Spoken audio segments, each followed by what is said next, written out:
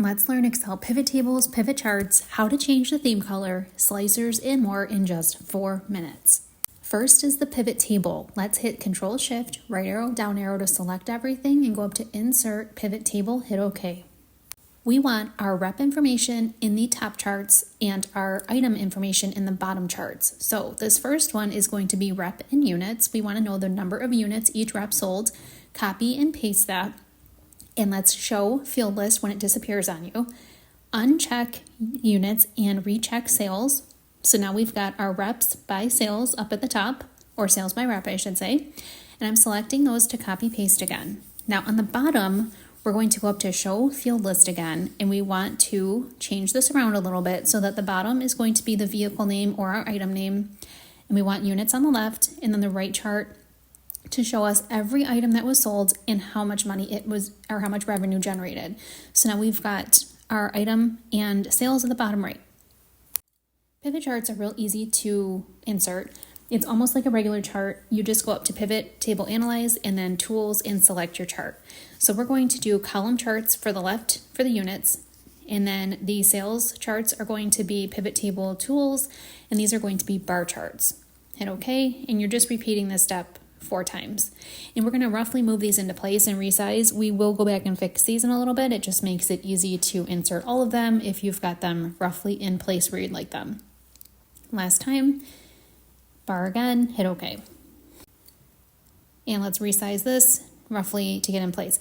Now right click on these gray labels and hit hide all. Those are filters, but we don't really need those right now, so we're just going to remove them.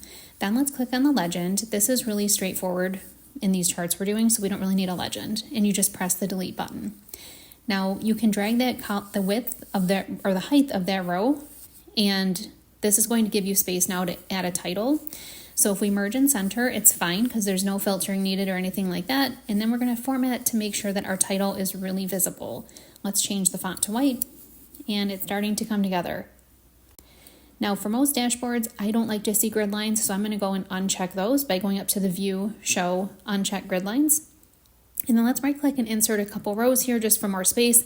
I am on a mobile screen as usual, so I'm having to condense this, but if you were on a computer screen, you can make these much wider. And we need to go in here and change these titles to something that makes sense. So let's do total units by rep. And you can copy paste the text, and we'll do total units by vehicle at the bottom. And then the right side is going to be similar, but it's going to be total sales by rep at the top. And the bottom is going to be total units or total sales by vehicle. And if you add extra spaces in here, it will throw off your spacing.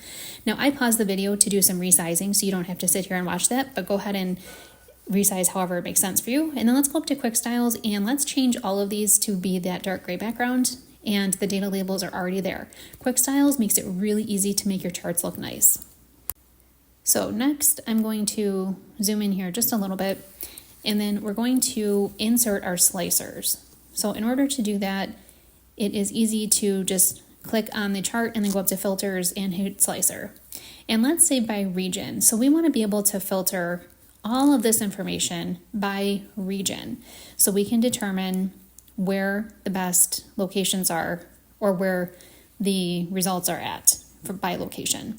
So I'm going to resize this down, and if I go up here to, again, in slicer, buttons, and change that to 4, that's going to turn this into 4 horizontal buttons. And let's go up to page layout and change our theme colors. So as you can see, there's a whole bunch of them to try out here. So go ahead and click on whichever one you like, and let's test out our dashboard. Now, if you notice, it's only choosing that first chart. So let's right click here on Report Connections and make sure all the pivots are selected. Now your buttons will adjust all of them dynamically.